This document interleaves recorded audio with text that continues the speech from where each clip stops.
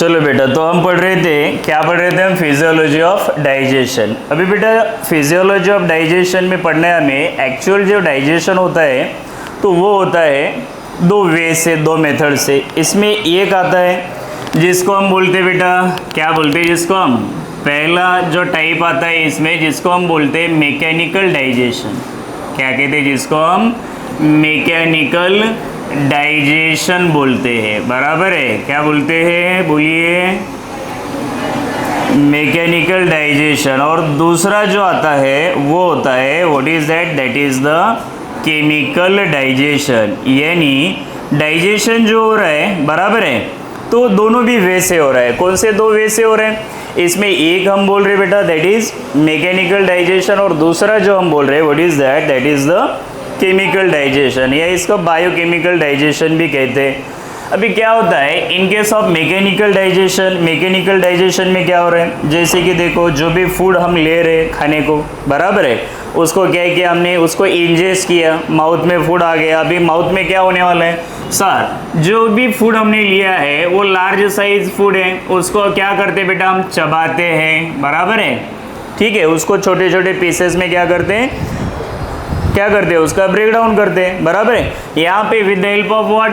With the help of our teeth, बराबर है। जो प्रोसेस होती है इसको बेटा हम बोलते हैं मैस्टिकेशन बोलते हैं। क्या बोलते हैं? मैस्टिकेशन। What is mastication? क्या होता है मैस्टिकेशन? तो बेटा मैस्टिकेशन होता है, मैस्टिकेशन यानी कि चिविंग ऑफ द फूड, बराबर है। तो फूड को हम क्या करें? चिविंग करें with the help of our teeth, teeth की हेल्प से। तो क्या हो रहा है, जैसे जैसे हम फूड को चबा रहे हैं, बराबर है, जो लार्ज साइज पीसेस थे वो छोटे छोटे पीसेस में कन्वर्ट हो रहे हैं। साथ ही में जो फूड है उसके अंदर सलाइवा मिक्सअप हो रही, तो फूड और ज़्यादा सॉफ्ट बन रहा है, बराबर है। तो ये मैस्टिकेशन। अभी मैस्टिकेशन में क्या होगा, मैकेनिकल डाइजेशन में क्या हो रहा है, सिर्फ जो लार्ज साइज जो पीसेस थे फूड के वो क्या हो रहे हैं, वो कन्वर्ट हो रहे हैं। किस में कन्वर्ट हो रहे हैं? छोटे छोटे पीसेस में। एक आता है बेटा मैस्टिकेशन। मैकेनिकल डाइजेशन में दूसरा एक और मूवमेंट आती है जिसको हम बोलते हैं पेरिस्टाल्टिक मूवमेंट। क्या बोलते हैं उसको? पेरिस्टाल्टिक मूवमेंट, या उसको बेटा पेरिस्टाल्सिस भी कहा जाता है। क्या कहते हैं इसको? Peristaltic movement. अभी कहाँ पे होती है ये मूवमेंट? तो ये मूवमेंट होती है, देखो जो भी फूड को हमने क्या किया, मैस्टिकेशन हो गया, चिविंग हो गया, अब उसको क्या करने वाले हम? स्वैलो करने वाले। तो अभी फूड आएगा, कहाँ पे आएगा फूड आने वाला है इसोफेगस में आने वाला है, यानी फूड पाइप में आने वाला है, बराबर है। तो फूड पाइप में जो फूड आ रहा है, कहाँ पे? फूड पाइप में जो फूड आ रहा है, तो ये फूड की जो मूवमेंट हो रही है यहाँ पे, तो यहाँ पे फूड की जो मूवमेंट होती है ना बेटा, एक कंटिन्यूअस रिदम बनता है यहाँ पे, बराबर है। तो यहाँ पे कॉन्ट्रैक्शन और relaxation, contraction relaxation in this way क्या होता है, एक रिदमिक वे से, वेव लाइक स्ट्रक्चर से फूड क्या होता है, सामने की तरफ जाता है। सामने की तरफ यानी कहाँ पे?